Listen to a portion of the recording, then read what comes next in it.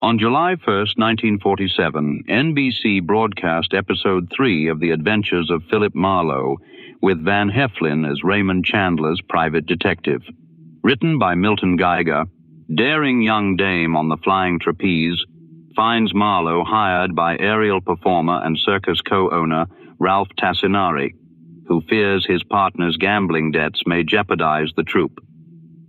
At a small circus on Washington Boulevard and Hill Street, the case takes Marlowe among high trapeze platforms, dressing tents, and the people around the big top. Lorene Tuttle is heard as Glory Ann. And now, our story begins. For the safety of your smile, use Pepsodent twice a day. See your dentist twice a year.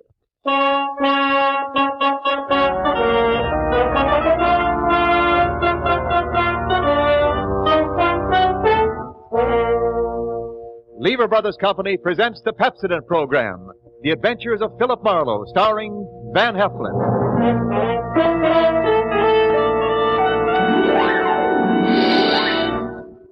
Pepsodent presents Philip Marlowe, Raymond Chandler's famous private detective.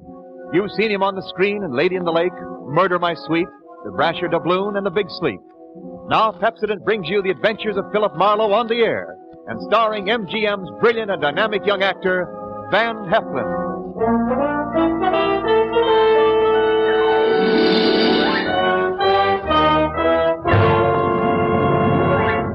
Now, families all over America have named their favorite toothpaste.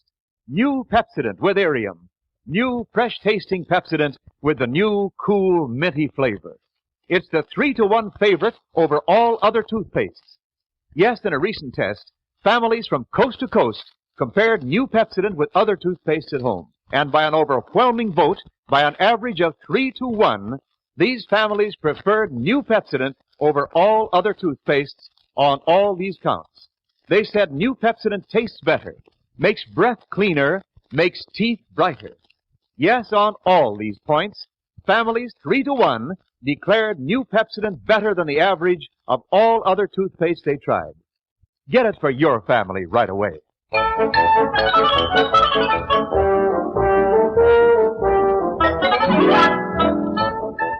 There comes a certain time in the year when I don't want to see midget auto races. I just want to see midgets. When I prefer sawdust to stardust and popcorn to all other kinds of corn available in Hollywood. The circus was moving in on the grounds at Washington Boulevard and Hill Street, and I was turning in my usual fine job as sidewalk supervisor. It was exciting. It brought back all the sounds and sensations and convictions of childhood. And then someone had me firmly by the wrist, and I turned to look into a pair of steady, smoky, dark eyes that could be dangerous.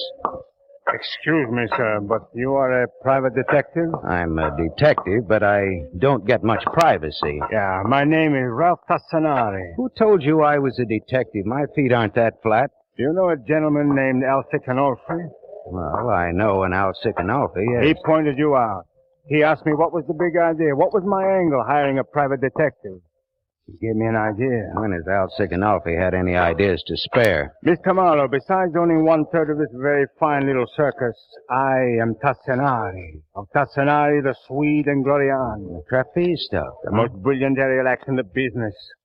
I own this circus with Glorian and the Swede. Well, where does Alcicanolfi fit in here? Now, the Swede gets drunk and gambles fantastic sums of money. This circus is worth $250,000. Already the Swede has gambled away much more than his third of the circus.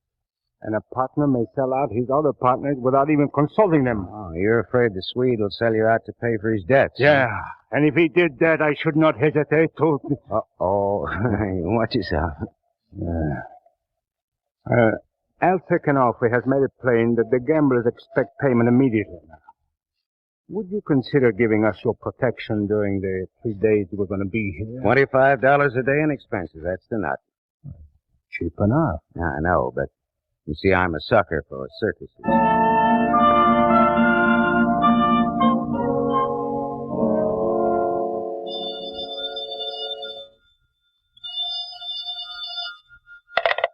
Yeah? Is this the office of Philip Marlowe? Better still, this is Philip Marlowe. Ralph Tassinari hired you this morning, didn't he? Go ahead. This is his partner, Glorianne. I'm in a downtown bar with a Swede, and he's terribly drunk. I know this isn't your job, but won't you come down and help me get him sobered up for the night? Please? All right. Mother Marlowe will be right down.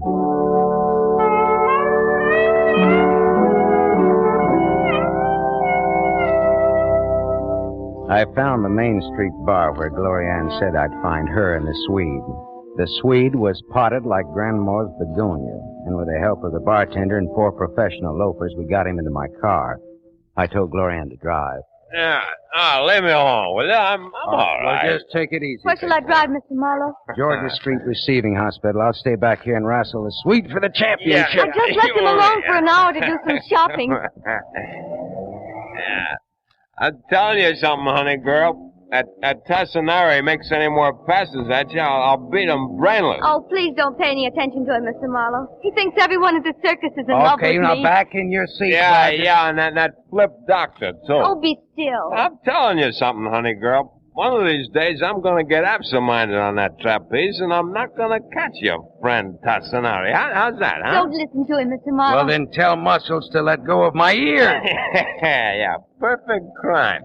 Who'd know if it was an accident or not? And then I'd own half a circus instead of just a third. Please, Mr. Marlowe. He's drunk. Yeah, but drunk or sober, he's got one doozy of an idea there. Drunk or sober. Hey, my wrist, what's that?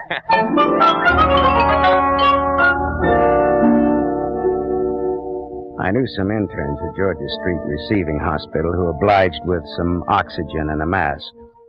A half hour of breathing that oxygen deeply, and the Swede was stone cold sober and back in my car again.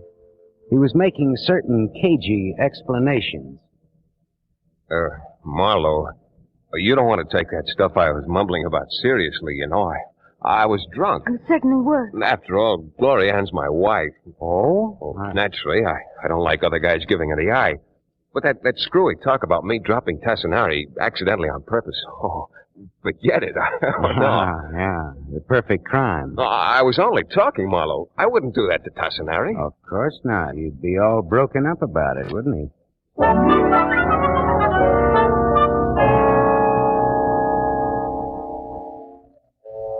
I sat in a field box that evening as the small, neat circus unwound toward the big act.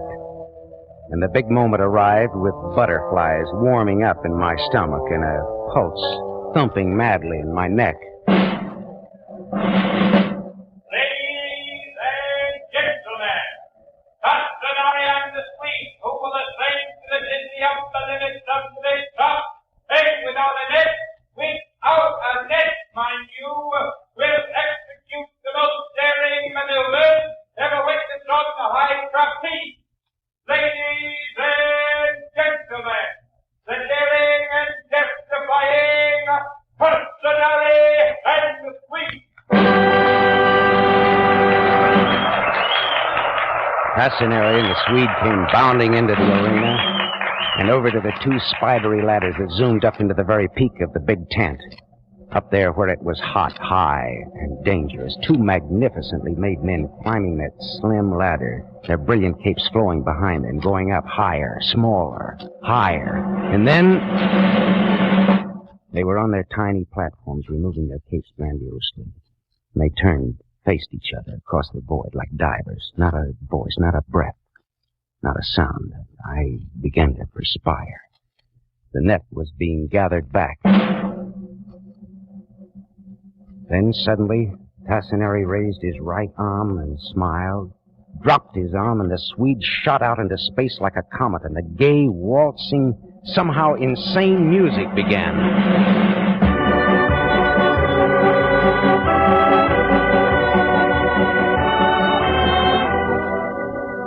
It was all the announcer said, at least to me, daring and terrifying. Whirl and spin and contact. Swing, swing, swing, and spin. Spinning and whirling, contact and break. Hands locked to rosined hands. Contact and break. Spin, whirl, cartwheel, and contact. Swing, swing, swing, and leap. Split-second timing and the split-second split again, with trapeze bars flying into place where and when they were needed. I looked away, my head drumming and swimming. And I looked up again. I looked up, and the thing that had been tying my stomach in cold, hard knots, the thing I was afraid of, happened. Look out!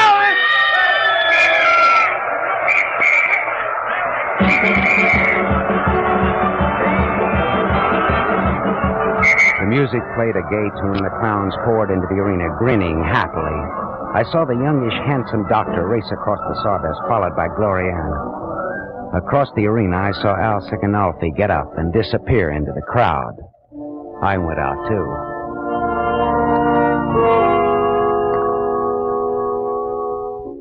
Outside, I managed to get a shaking match to a quaking cigarette. In my mind, I heard again and again the drunken voice of the flying Swede come back to me. One of these days, I'm going to get absent-minded on that trapeze, and I'm not going to catch you, friend Tassinari. How's that, huh? Only it was all wrong. It didn't add up. Because the body that had plummeted to the ground hadn't been the body of Ralph Tassinari, but of the man who had plotted the perfect crime, Gloriana's husband, the flying Swede.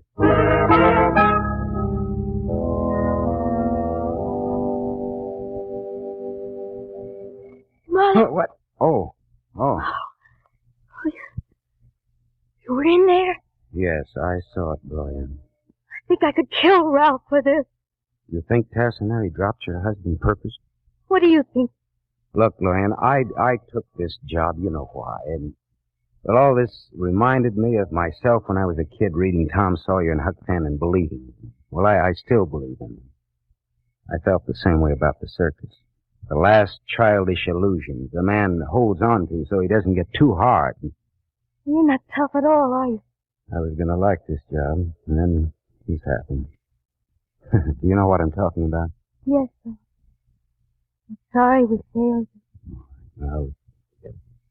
Look, Lorene, the Swede is dead and you think Tassinari killed him, but it's the perfect crime. You can't prove anything. Look, maybe I didn't love the Swede very much, but he was my husband and I'm a square. Did you love Tassinari? If I did, it's all over now. I'm going to prove to everybody in circus business at least that he killed my husband. Yeah, well, how? You'll see, little boy. Tonight.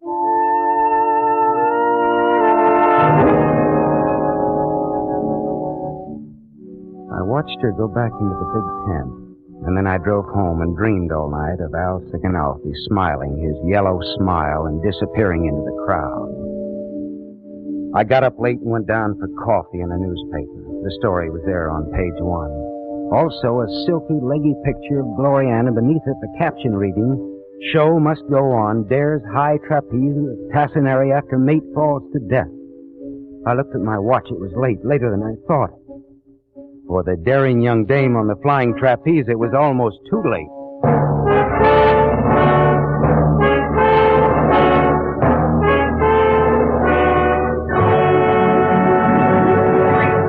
You are listening to The Adventures of Philip Marlowe, starring Van Heflin.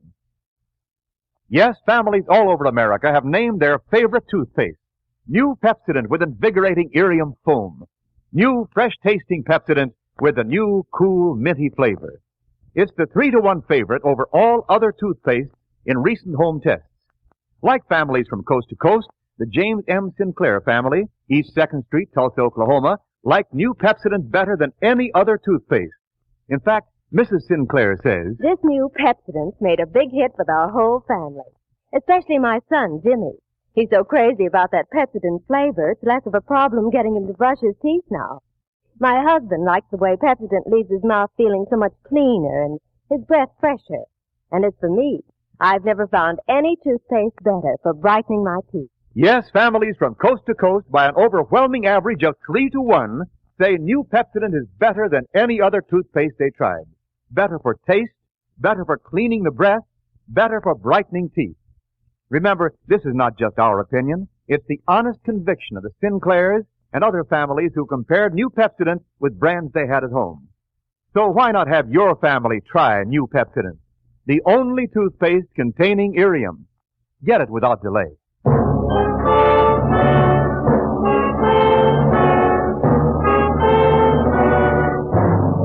We continue with The Adventures of Philip Marlowe, created by Raymond Chandler and starring Van Heflin, who appears by arrangement with Metro-Goldwyn-Mayer, producers of The Hucksters, starring Clark Gable.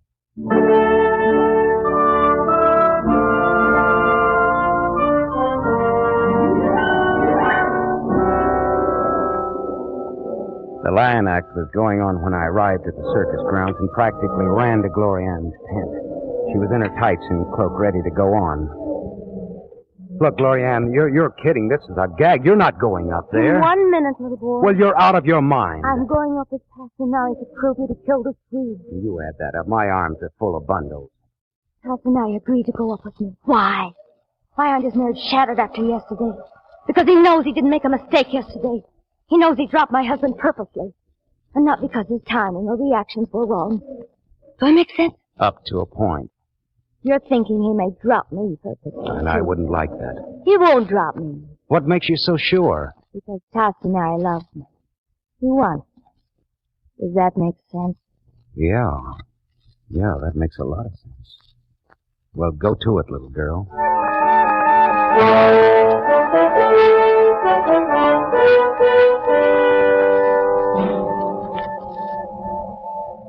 I watched Glorianne, so small and slim and fragile, as she went up that thin ladder. My throat swelled tight, and the butterflies took off in my stomach again.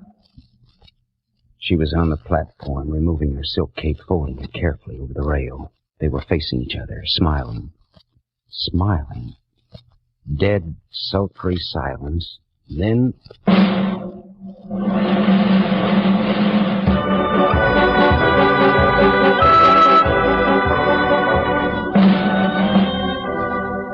For minutes I sat there, petrified, watching her, cold sweat channeling down my back. For 10 minutes I stopped breathing. I died. Once, only once, I had to close my eyes, and in that second I heard the crowd roar. Everyone was standing up, screaming and goggle-eyed. I groped to my feet, and there she was. Bowing and laughing and throwing kisses into the crowd and at Tassinari and at me. Then she pirouetted and ran up the ramp to her dressing tent. I got there with Tassinari. Her eyes warmed for me and then froze again for Tassinari. Come in, little boy. And you, Tassinari. Tassinari?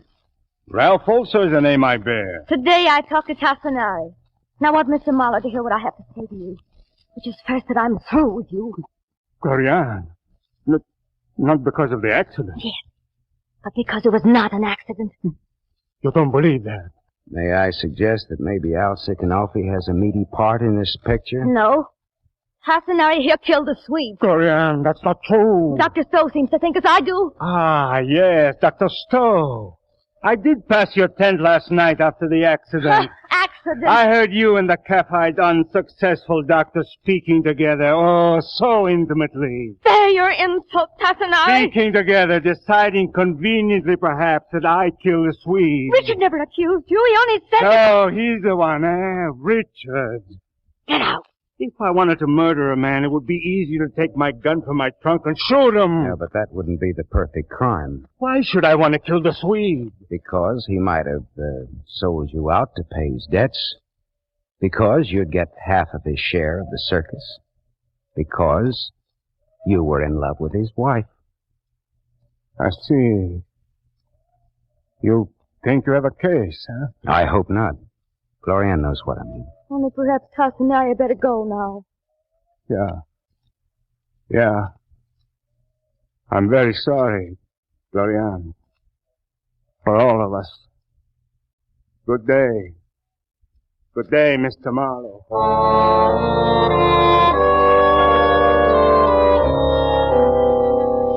He padded out softly like a panther, resentment and hatred smoldering in his eyes.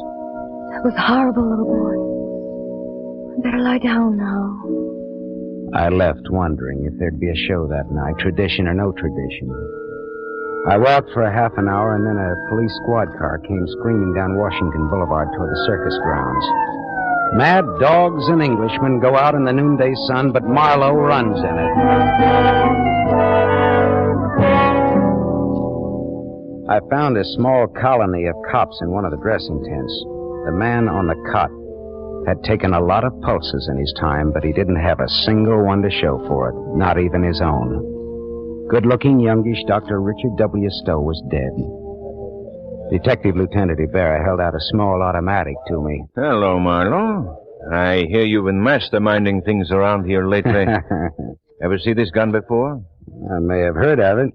A man named Ralph Tassinari, connected with this show, has disappeared. Know something about that? He was fresh from a lover's quarrel last I saw him. Uh-huh. Or maybe just out walking it off. Possibly. But the dead doctor and Tassinari both went for a pretty little trapeze queen named Lorene. Was anything stolen here? No. The circus hand who heard the muffled shot came running before anything could have been taken. Well, the gal, Glorianne, how does she feel about this? She's in her tent, heavily committed to a case of hysterics. Marlowe, divvies on any information you get out of her.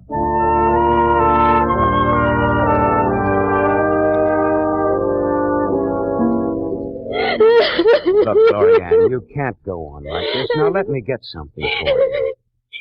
I'll be all right. Just a sedative to settle your nerves. Oh, no, we never take that thing. It's bad for going up on the track. No, I'll sleep. That's the best thing. Sleep. But no, you can't go up there tonight. Anyway, Tassinari's missing. I'll go see what I can find for you.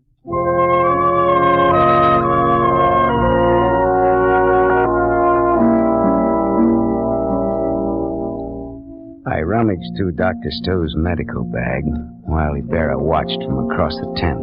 I found a small black book. I leafed through it with my hand still hidden in the bag. It was a small case history book with sketchy data about his cases, the treatment given, the medication prescribed. I very quietly tore out the last page, palmed it, and slipped it in my pocket as I creaked to an approximate upright position. Find anything to quiet the little woman, Marlowe? No, not a thing, Lieutenant, not a thing. I'll try a drugstore.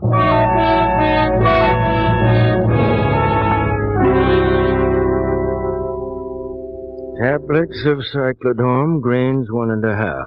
1 tablet with warm water for nerves or sleep. What is it? It's a common sedative, but I can't sell you any without a prescription. Well, can you tell me anything about those drugs? Some, but you will find a lot more in Dr. Torald Solman's textbook on pharmacology. Textbook of pharmacology? It's only in the main library, I think, but it's complete. That'll tell you all you want to know, I'm sure.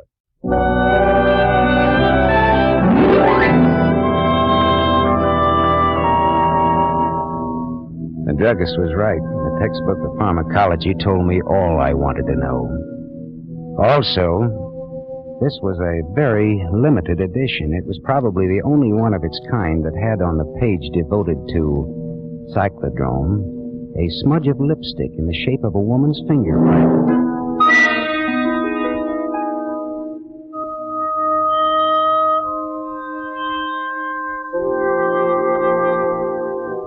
It was all and more than I wanted to know. And all at once, I was old, very old. From now on, I was going to leave illusions to high school girls and magicians.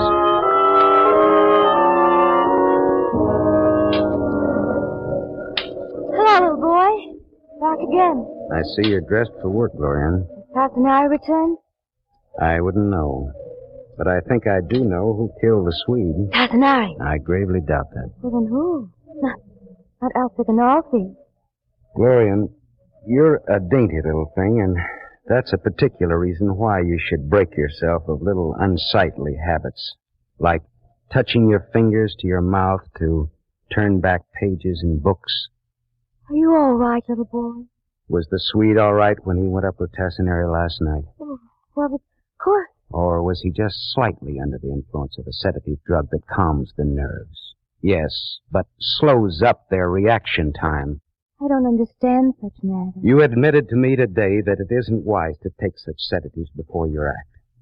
But you did get a prescription for such tablets from Dr. Stowe, and you said nothing about them. Well, I was upset after the Swede was killed. I needed something. But according to Dr. Stowe's casebook, you got the tablets before the Swede was killed. And you left him at the bar for an hour yesterday while you did a little medical research at the main library. And that night, the Swede's split-second timing didn't quite split, did it? Of course you weren't afraid to go up with Tassinari today.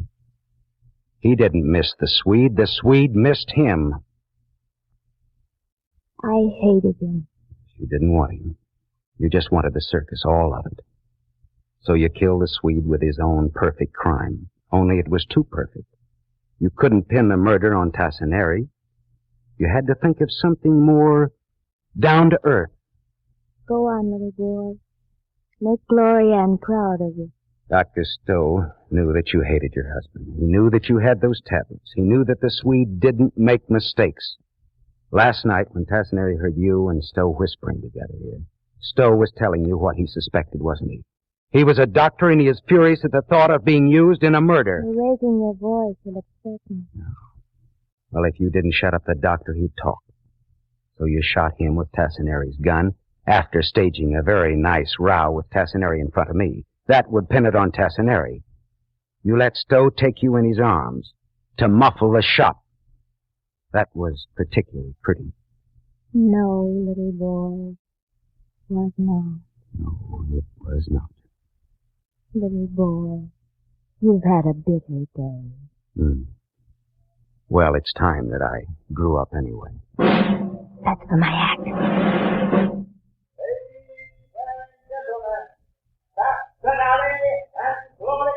And Glorianne. I've sent for the police, Glorianne. They'll be here pretty soon. Little boy! Tassinari is there. He's waiting in the runway across the arena. He came back. He doesn't even know he's wanted, probably. Oh, little boy, I have let you down. Let me make it up a little. Let me go out there. Will you come down again? Yes, of course. By the ladder, I mean. I won't let you down again, little boy. I promise it. We circus people won't disappoint you again. Please. They're waiting. Well, the show must go on, mustn't it? All right, go ahead, lady. They're waiting. She ran out, laughing and throwing kisses, and I walked out after. Stood in the runway watching. I watched the small, delicate figure going up the ladder. Then she was at the platform. Rosin on shoes, rosin on the hands and wrists. And sultry silence, not a voice, not a breath. Then she was raising her hand in a gesture of exquisite grace and assurance and smiling at Tassinari. Smiling. And there it was. This was it. There.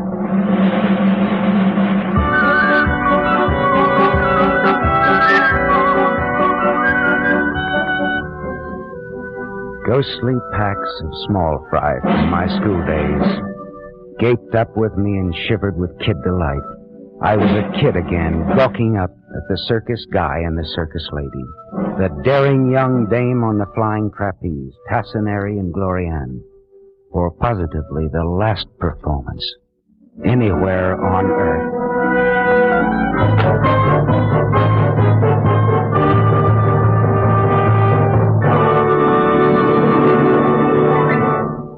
You have just heard Van Heflin starring in the new mystery series, Raymond Chandler's The Adventures of Philip Marlowe, brought to you by the Lever Brothers Company, makers of Pepsodent.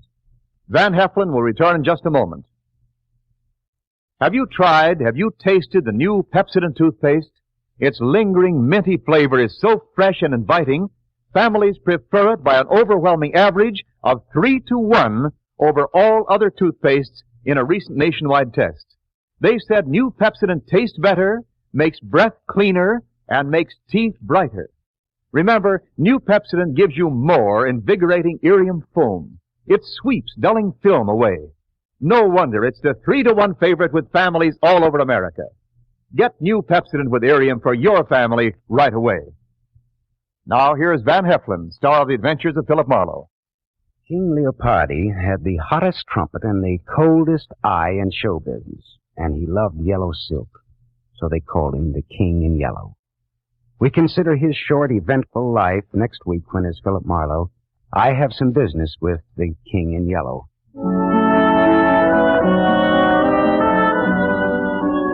Tonight's story was written by Milton Geiger, based on the character of Philip Marlowe, the screen's most famous private detective, created by Raymond Chandler. Heard with Van Heflin tonight as Glorianne was Lorene Tuttle.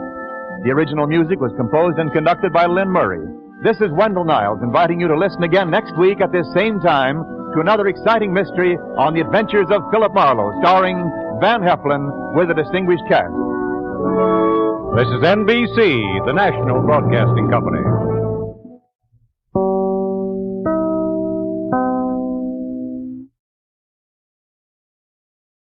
We leave the Adventures of Philip Marlowe with daring young dame on the Flying Trapeze.